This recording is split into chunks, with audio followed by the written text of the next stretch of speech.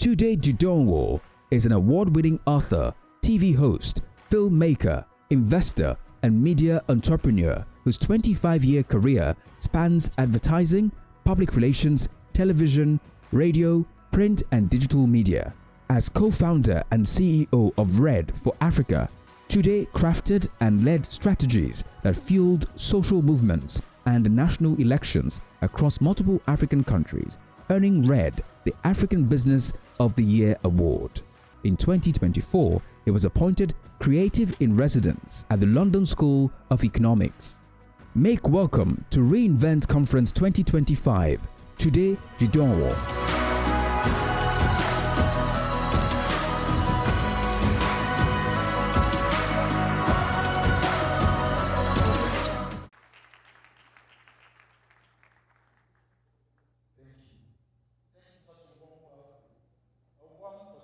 Welcome. If you are live here and excited to be here, let me hear a shout. Fantastic. It's such a delight to be here. I'd like to thank your pastor, Pastor Chris, and his lovely wife, Pastor Yemisi, for inviting me here. It's a delight. It's my first time here, but when I asked around and asked my people, they had only the best things to say about the work that you're doing here. You know?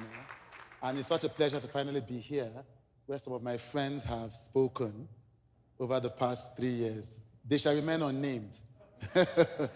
But yeah. And it's so without taking too much time, I want to get into the story that I want to share with you guys today. The theme of the conference, of the session, is leading bravely. Yes? And so, in sharing a story from my life, and a story of my life in the media, I want to talk about the opposites of bravery. Fear. And the things that fear almost made me not do. So that story will start from 2014. So 2014 was perhaps so just stay with me. We're going to go through a story. Just stay with me. The story is going somewhere. 2014 was perhaps one of the highlights of my life. In December of 2014, which was the last time I spoke on the stage in Rivers in Port Harcourt. We had been hosted earlier that year by the governor at the time, Governor Rotimi Amechi, who had invited the Future Awards to come and host its event here. And we had brought one of my mentors, Tony Elumelu, and others to come and speak to the young people here. I just remember that now. But that's December. We were hosted, the Future Awards was turning 15. And so after being hosted here in Port Harcourt, we were hosted in the Aso Rock Villa by President Goodluck Jonathan. Now, I was born literally by a canal in Ijesha-Tedo, Lagos State. And part of my primary school memories was constantly being brought out into the front of the assembly, along with other people who had not paid school fees, to be embarrassed so we can send the message back home to our parents that if they want us to stop being beaten in public, they should pay our fees. How many of you have experienced that anointing? It's a special kind of anointing. And so it wasn't poverty, but there was lack. And so for a young man to come from that way to being invited to the villa for an event that we created when I was 19 was an incredible honor. So my life was moving on the fast track. Yeah? So this was 2013, sorry. Now, 2014, a lot of things happened. I released my book, Are We the Turning Point Generation? That book toured about 9 countries. I was invited to do an Africa commercial for Diageo on the Up and Up.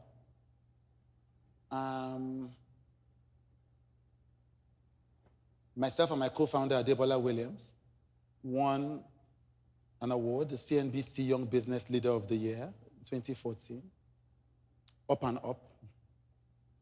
A magazine in Italy, Rivista Studio, did a cover story on me and said I was the poster boy of Nigeria, Up and Up. I'm sure some of you who are experienced storytellers know that when there's an up, there's going to be a down. So Up and Up. 2014 came. 2014 ended. And it's not yet down, we're still going up. 2014 ended, and we appointed the official communication agency to the campaign of the man who will become president in December of 2014. This was a dream come true. When we started working in the media, we said we wanted to build a media company that could shape national outcomes. That was the goal. We founded our company when I was, founded our company in 2004.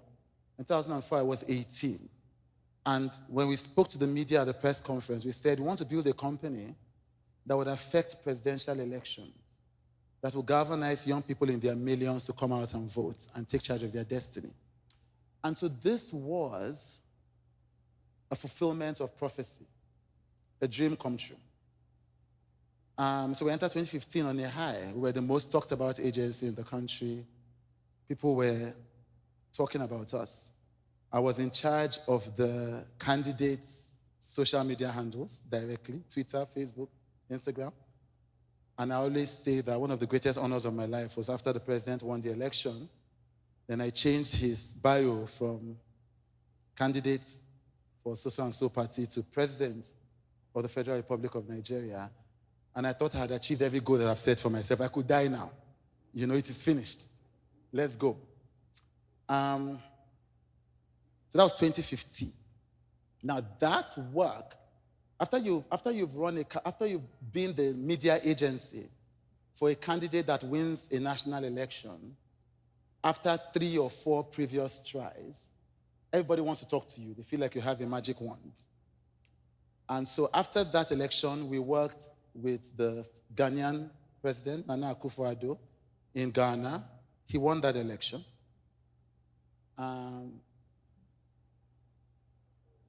But I'm moving too fast with the story. After that, so 2015, we ended up with a bigger high. So we're going up and up. And at the end of that year, at some point, we were such hot cake in the media space that by the time we ended 2015, our company was the official agency for 4 banks at the same time. One of them continues to be a client. One of the companies I founded, I'm no longer the CEO of that company, Red Media Africa, ended that year working for 4 different banks. It's a group of companies. So 4 different banks, 4 different companies, they're working for 4 different banks. That's how high this young boy from the canal had reached. So we entered 2016 with a lot of excitement. We were king of the world. I was speaking everywhere. I was keynote speaker at the Nigerian Bar Association, keynote speaker at the Nigerian Surveyor General, everywhere. Spoke at all kinds of churches that year, RCCG, TPH, Covenant Christian Center, was the golden boy. And I thought the only way to go from there was where? We're going up. We're going up. Now, end of 2015, these companies had signed us up. Yeah? That's why I said I was moving too fast. And the Ghanaian election had also signed us up. This was around January. And then after that, the Senegalese president reaches out to us. And a few months after, I think in February, we were signed up as official communication agency for the sitting Senegalese president. A few months before, I had been offered and rejected to become a special advisor at the federal government. Because I thought special advisor, I'm making money now. Keep that one aside. Let's focus on where we are going. That's how confident and cocky I was. And then something began to happen. All the people who signed us up to do the work refused to start work. And that meant that refused to spend money. So it's a peculiar problem. I've never faced it before, and I've never faced it since. So you have all these people have lined up, we've announced, we've signed contracts. Signed. We've gone to meetings, we've met candidates, we've taken pictures, we've done announcements in the media, and nobody is spending money. Nobody. Nothing was happening in the company. I think this was February. So February, nothing. March, nothing. April, nothing. So I go for deliverance. It has to be a spiritual problem at this time. Because you have to understand, when you sign a contract, that means that we are good to go. There's nothing else. And then you are asking people, is there a problem? They say, no, there's no problem. Everything is, I'm like, everything cannot be okay. There's no money in my account. Everything is okay. We are good. And at the same time, we're unable to win new accounts. So you've won all these accounts around the same time. They are not spending. Everything is quiet. How many of you are Igbo, are from Delta State here? Okay, Delta Igbo. It's fantastic. There's a way we say it in Delta Igbo. We say, Omeshai. That means everywhere is quiet.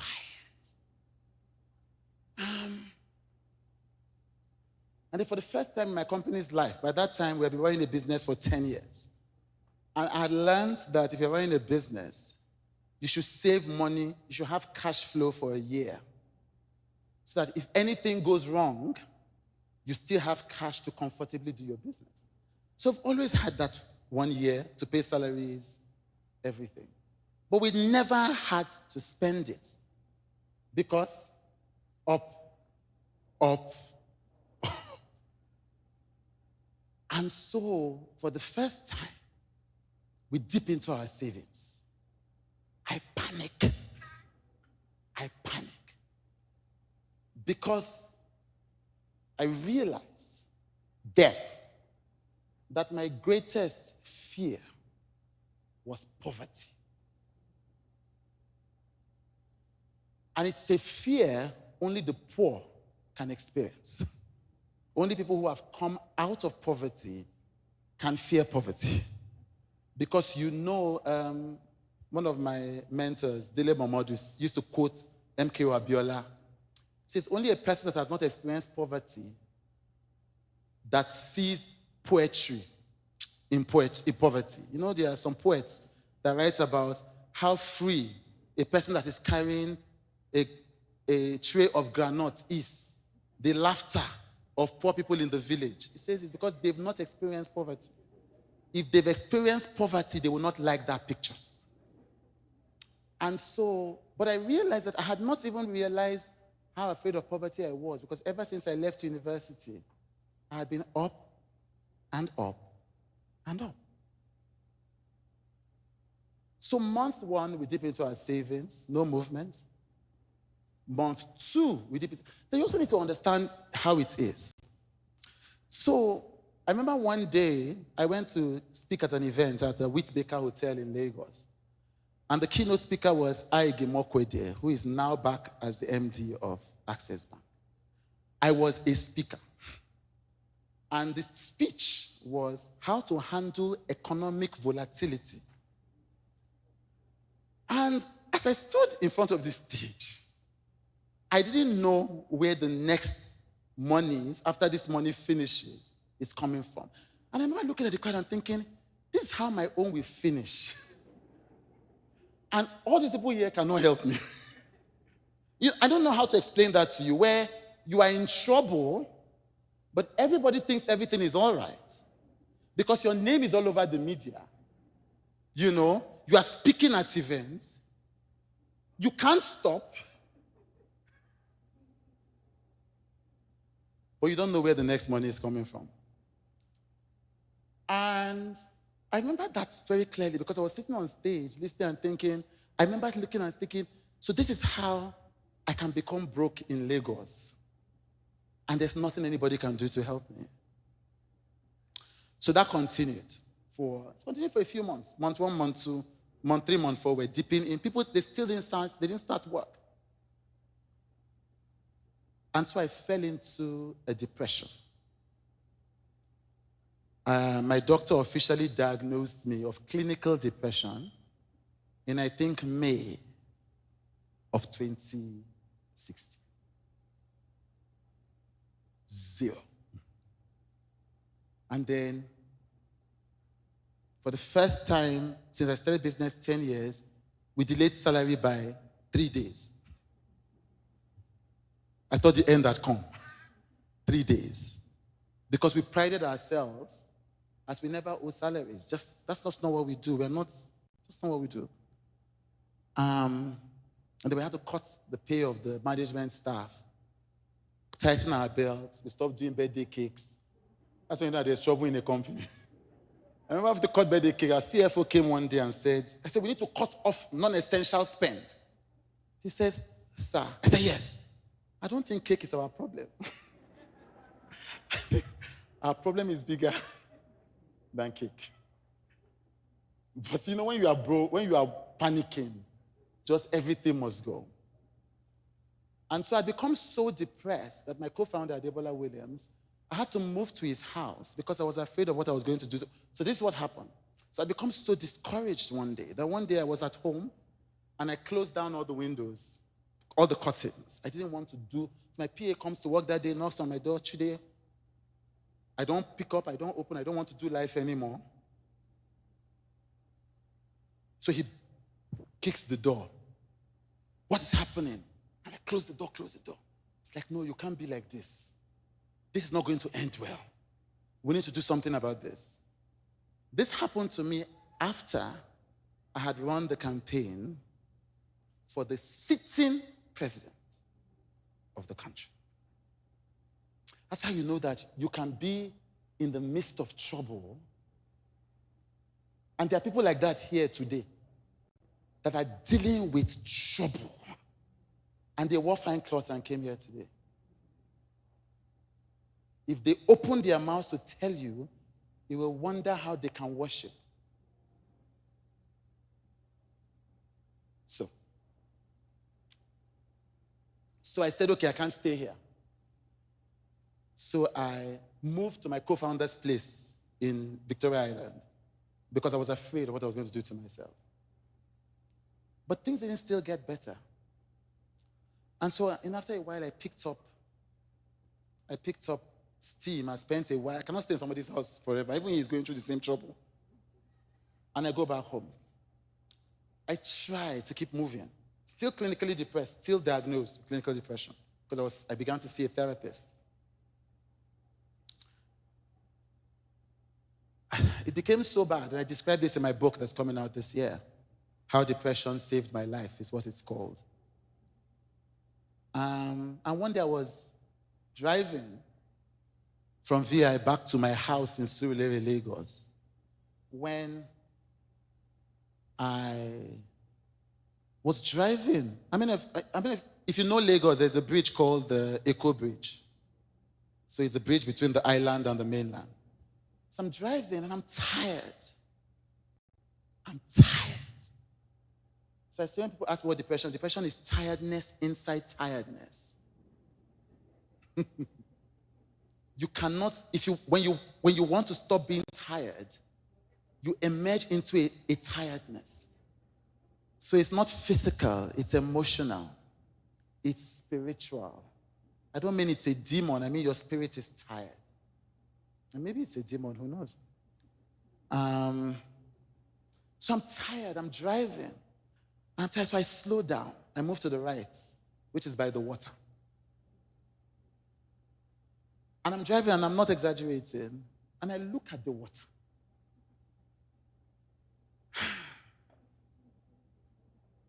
And I say, if I just,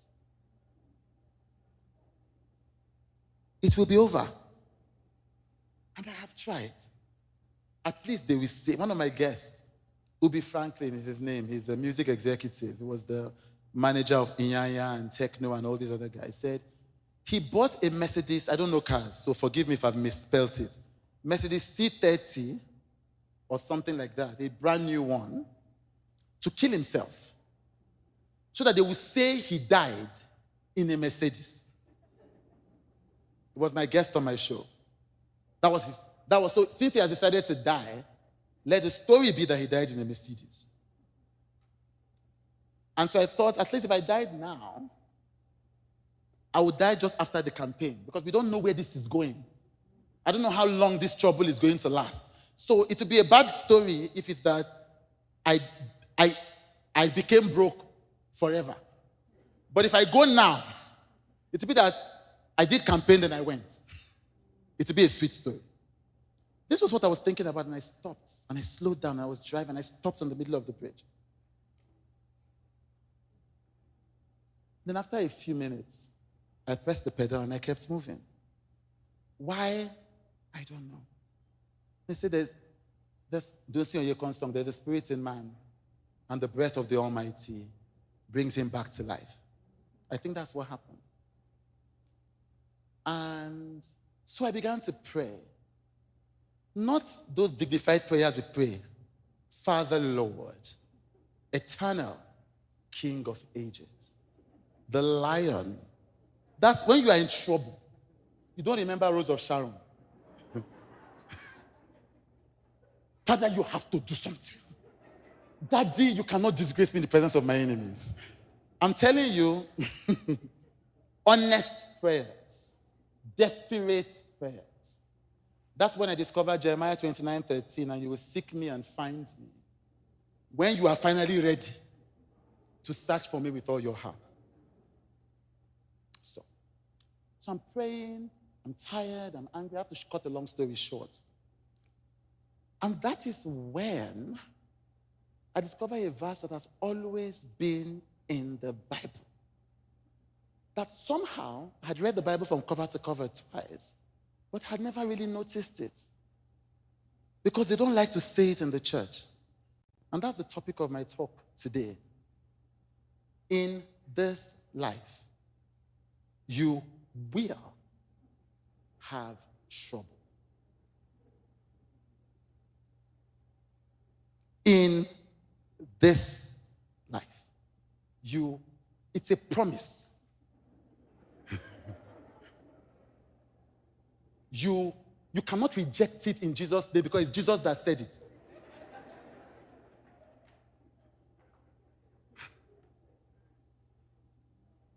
In this life, you will have trouble.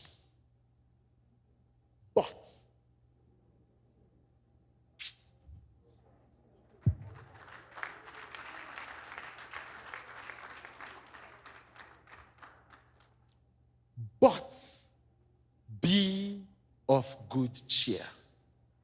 I have overcome. The beauty of that verse is that it's in the present continuous tense. Not in this life you will have trouble and then you will be of good cheer.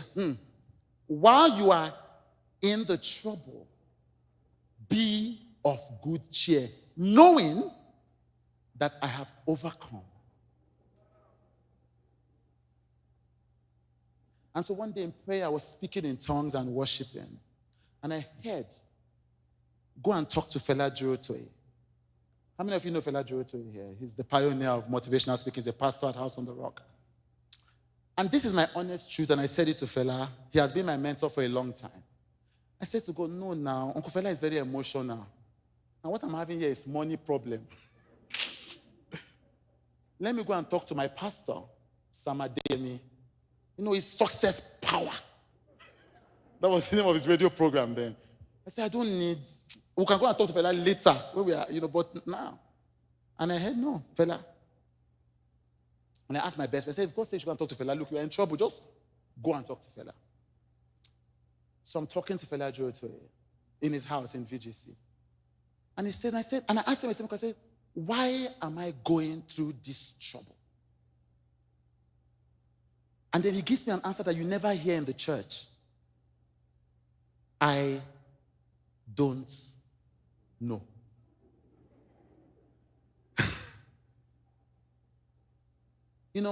My pastor always says that compassion precedes healing for Jesus. So Jesus comes to the venue of a miracle, but the first thing he does is he weeps. And in weeping, he connects with the people emotionally. In weeping, it's I empathize with you. There's that part in the Bible where it says, Jesus saw a blind man sitting by the wayside, and the disciple asked him, who did sin? And Jesus says, nothing happened. We don't know. It's just that the work of God might be made manifest in him. And so, just Fela not pretending to be the omnipotent. Just knowing that I don't know why you're going through this trouble. Because there are some troubles in our lives that don't have reasons. There are some troubles in our lives that don't have a cause. And that was a powerful signal. I don't know. He says, but this is what I know. This is what I'm hearing from God. He says, God is saying that you are going through the valley of the shadow of death. But it is not death. It is the shadow of death.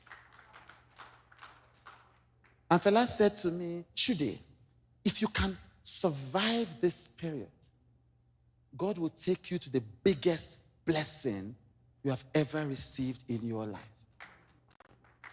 And then he drew me a diagram, and I was so excited. I found that diagram. He signed it and said, you will remember this day. And that diagram is the only diagram in my book.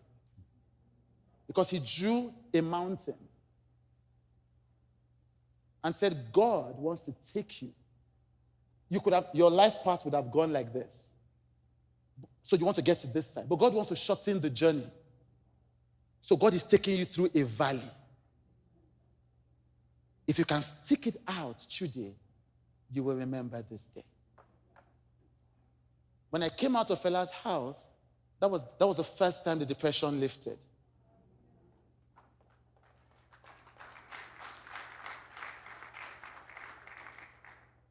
But my financial situation had not changed.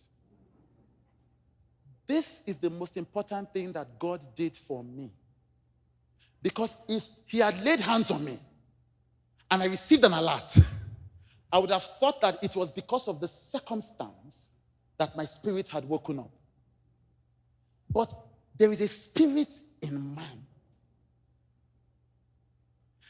that in spite of what is going on around you, can still be of good cheer. Are we together? The overcoming the world is not bank money in my accounts. It's an understanding that no matter what is going on, I will be fine.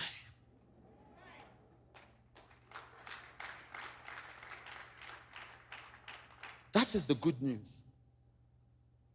Not that things are going well, but that, like the Apostle Paul says, whether in need or in abundance, I have learned to abound. And so I learned an important lesson about my spirit. So I came out of that place and I began to do things. So the energy that had gone, nothing had changed in my life materially, but something had changed inside. We created 6 TV shows that year. Then, in a few weeks, the clients started spending. There was no laying of hands. There was no fasting and prayer. There was an awakening of my spirit. It was always there. I just did not know. And so, this year, let's fast forward.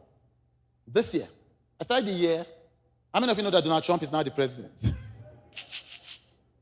I started the year, Donald Trump canceled a number of contracts with international organizations and signed with local across Nigeria. This year, my contract was canceled. 6 figures in dollars in this economy. Let me tell you what I did. When it happened, I said to my COO, I said, 6 figures in dollars, we'll be fine. We keep moving. At that time, I don't even want to share the testimony because the testimony is irrelevant. What is relevant is me inside the trial. That I was sitting on stage, that I was looking at myself and thinking the old me would have collapsed. It is finished. It is over. Where are we going to find in this foreign exchange economy? Where would I get another contract so short a period? I wasn't moved.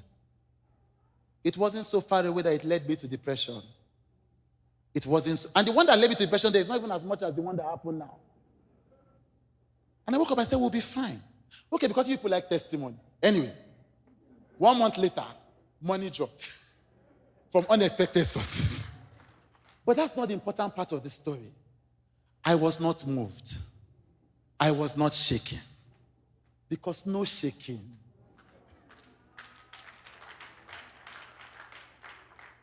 See. Fela was right. I have what is now the most watched talk show in the continent. It airs on AIT, Channels TV, Rave TV, Wale Adenuga Productions, has aired on Africa Magic and Showmax, Wazobia FM, across the continent. And some of you are fans of the show on YouTube. It has hundreds of thousands and millions of views. That show was what Fela was prophesying. Because one day I was going in the deep of this same trouble going on after meeting Fela. And I went and Googled something. I was so depressed. I was trying to find solution. Not depressed, sorry. I was still trying to find solution. Depression had lifted. And I searched for something online. I saw a chat between Oprah and Brené Brown. And I said, one day when I come out of these challenges, I want to do a show like this. A show that will bless and heal someone just the same way it blessed and healed me. So it was in the midst of darkness. I had still not come out. It was in the midst. So when people say it on my show, why do people cry on your show? I said, because I've also cried. And they can sense that I understand. Because I've gone through it myself. I've prayed through it myself. I'm not just a TV presenter. It's a calling. It's a mission. And so I quit my job as CEO of that company. It's still one of the top 3 PR companies in the country. I never knew I could do that at the time. But God was calling me onto something deeper. When it looked to the people around me and to me like I was failing, no, I was passing through. And so 5 years, and then I got the courage not just to quit my job as CEO, but for 4 years, I did nothing. I was learning to trust God. I was learning that all that effort, in any case, couldn't even help me when trouble came. So I might as well rely on the thing that quickened my spirit, even when circumstances were not working the way I wanted.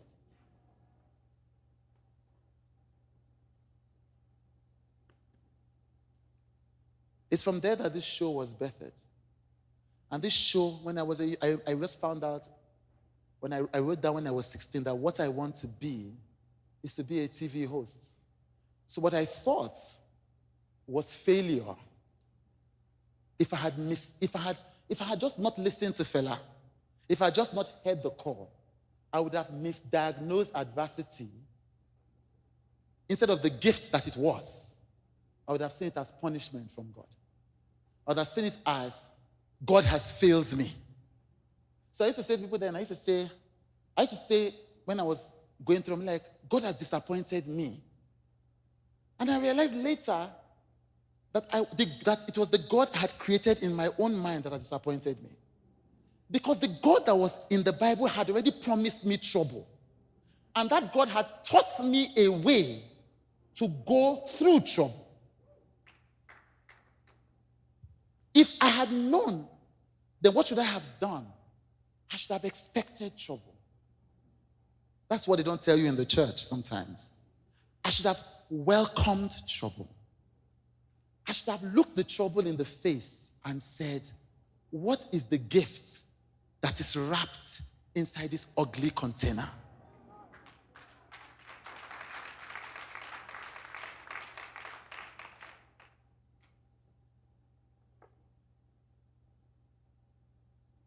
You know, there's a beautiful part in the Bible where it says, I think I wrote it down, in the fire, there's a way it says in Isaiah, in the fire, I will be with you.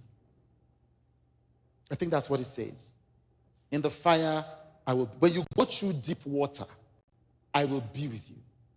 When you cross dangerous rivers, you will not. But listen, we don't only listen to the first part. We hear, I will be with you. We hear, you will not drown. We hear, it will not burn you. Come back. When you go through deep water, which means you will go through deep water. Not if you go through deep water. When you go through deep water. When you cross dangerous rivers, which means you will cross dangerous rivers.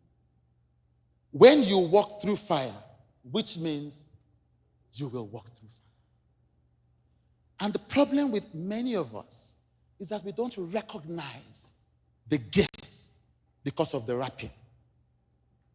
We don't recognize that in adversity lay Africa's most watched talk show.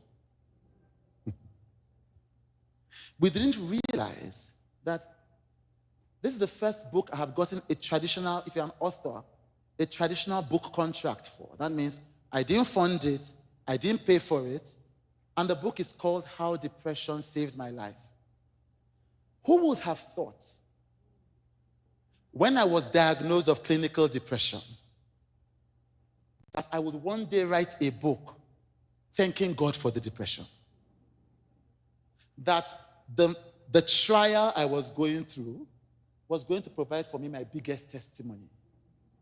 That I'll be able to look you people in the face and say, if trouble comes today, I'll be like, welcome. We be done there with you. How far? The difference between Christians and the rest of the world, it should be in the way that we do trouble.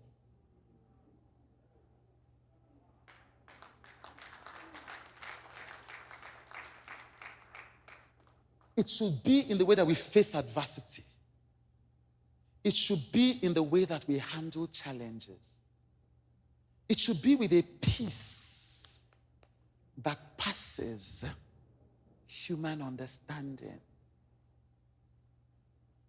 All these things we do, all this, it is not, you see, when you come into a deeper understanding of the person that you are not even begging God for help.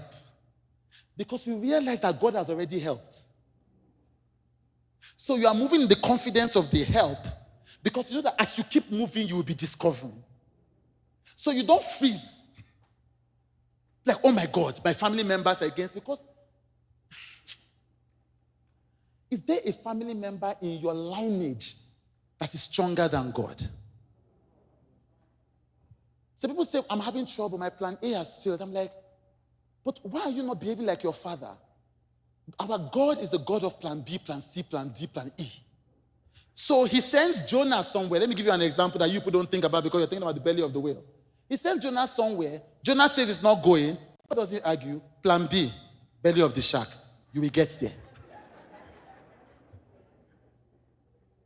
God is asking Moses to do something. Moses is arguing with God. I can't speak. I stammer. God is like, you know what? Plan B. Aaron will speak for you. So why am I afraid that my plan failed? There's nobody to help me. Are you the first? People betrayed me. Ask Pastor Chris. People betrayed you. That's life. My friends abandoned me. That's life. Peter was promising Jesus that he would be with him as Jesus was knowing that he was going to betray him. Imagine that you are Jesus and you can see two places, that you can see the future and the present. And this guy said, I will kill for you. And the guy's like, just before the cock crows, this guy's going to delay me. He's going to betray me. It doesn't move him.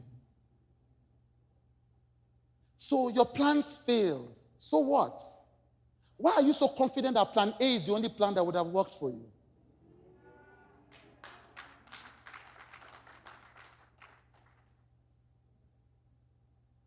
Why are you confident that the best option is not C? Because what happens is that trouble freezes us. Trouble shrinks us. Fear reduces us. So instead of seeing the opportunities and the advantages, all we see is the possibility for failure. But when we have courage, as one of my favorite verses in the Bible is now Joshua, I think it's 1:9. Have I not commanded you? Be strong. Have I, but let's put it up. Let's put that verse, let everybody hear it. Have I not commanded you? Be strong and of good courage. Do not be afraid, nor dismayed, because the Lord is with you. That means, and this is what I realized, and this is what is most important, when you are going through trouble, God is not far away. It's not that God is, the most powerful description of that is the kids in the furnace thrown in by Nebuchadnezzar. God is in the fire with them. God is in the fire. Imagine if you truly believe in God, where do you think God goes when you have trouble? God is there with you. If nothing else can give you confidence, I don't know what else. If that cannot give you confidence, I don't know what else will. And so each time I fall into trouble, into advice, I tell myself, but God is here now. But God is here now. But God is beside now. But God is here now. So I'm not going to call a helper that is distant. I'm calling a helper that is with me. So what does that do? My work changes. So when trouble comes, I have the confidence because it's either he permitted it or there's what I can do is within my capacity. But when you shrink, you cannot see it. When you fear, you cannot approach it. When you reduce yourself, you cannot stand up to it. There is no trouble. Like I joke with people, then if you die, then you go to heaven and meet God. What's the worst that the devil can do? I am tired of seeing shrinking Christians or shrinking human beings. I'm tired of seeing people who they face a small trouble and they cannot even move. I'm tired of it. I'm tired of those of us who come to church every day and we don't even have the confidence that we sing about. We don't believe what we are saying. We don't believe what we are hearing. We don't do what we say we are going to do. That's what I learned from my trouble. That I've been going to church for so many years, but I've been serving a false God. I've been serving a God who promised me no trouble. But the actual God promised me trouble. And the actual God said that in that trouble I should be of good cheer because it is the good cheer that will give me the capacity to overcome the trouble. It is the good cheer. Now, I'm not meaning that you should pretend that you don't have trouble. No. It didn't say pretend. No. Be of good cheer. Remain buoyant. Stay alive. Keep moving. Don't stop. Don't give up. Don't let go. That's what the Bible is saying. He's not saying there is no trouble. He says there is trouble, but be of good cheer. That's the message I have for everybody today. That adversity is your friend. That trouble is not your enemy. That on the other side of your biggest challenge is Africa's most watched TV show. That if you can look trouble in the face, it will back down. Because it will realize that he that is in you is greater than it that is in the world. And that's my message for you today.